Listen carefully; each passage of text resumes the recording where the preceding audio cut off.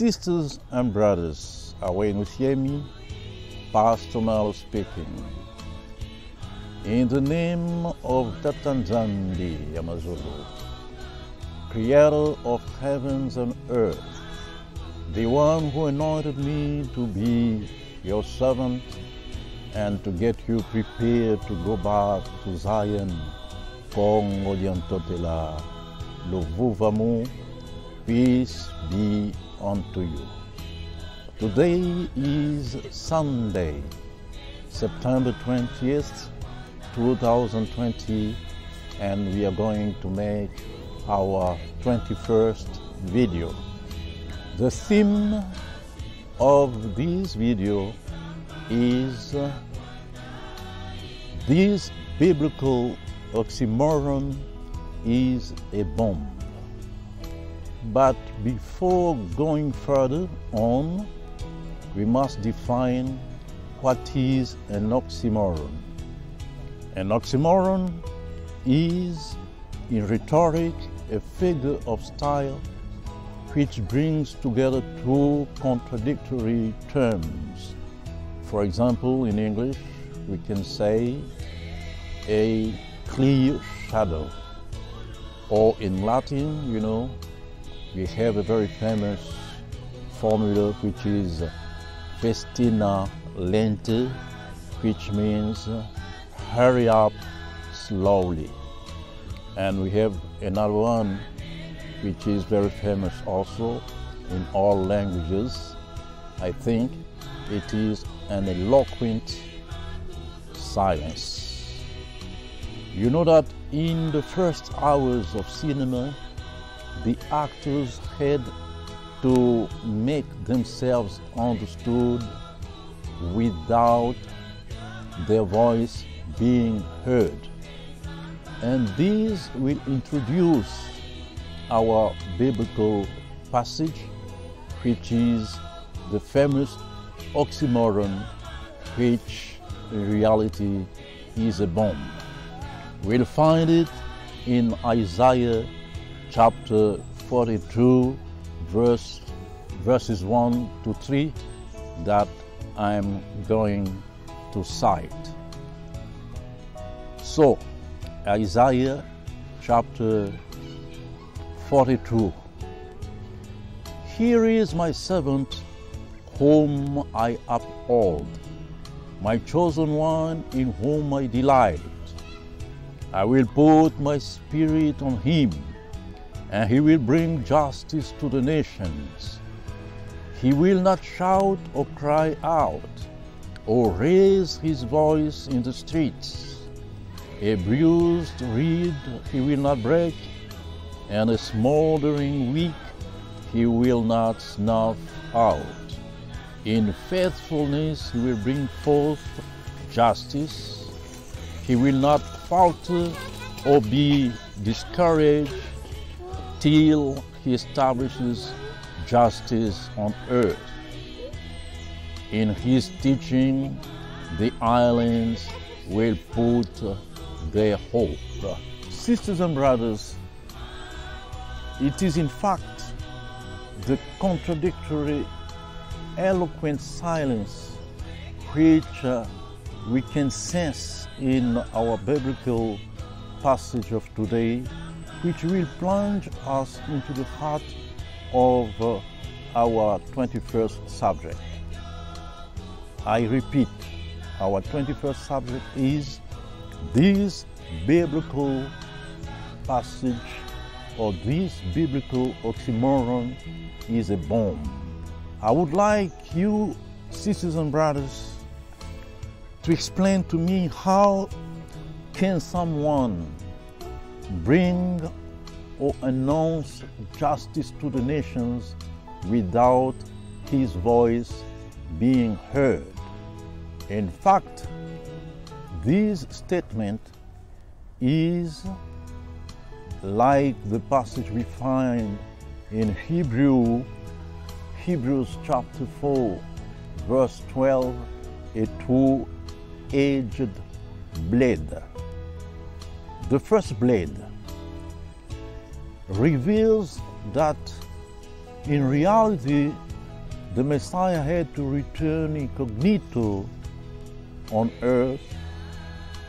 While being on earth, his voice will not be heard in the streets, unlike the first time where Jesus of Nazareth, Yeshua HaNotri, as stated in Matthew chapter 9, verse 35, had imperatively to make his voice heard.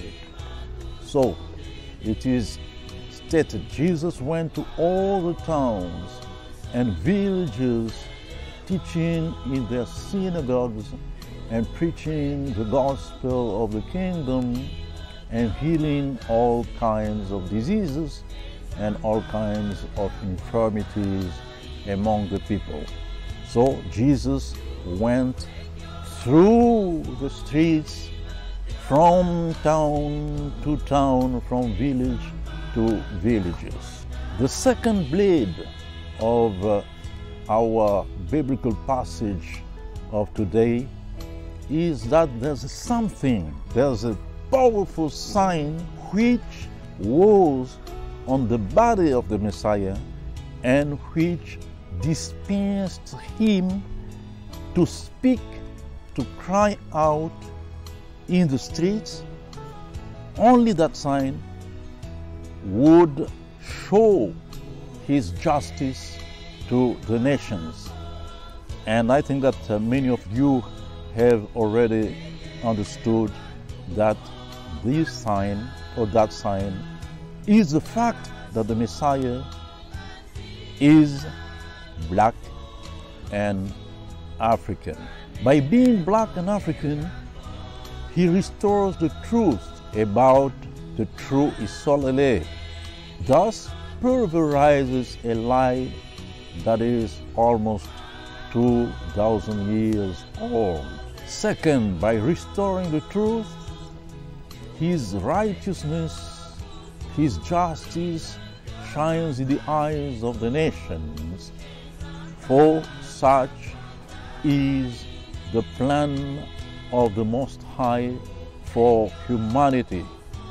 As we can read in the first book of Samuel, chapter 2, verses 7 to 9, it is written that the Most High dispossesses, the Most High makes rich, the Most High makes low, he makes high.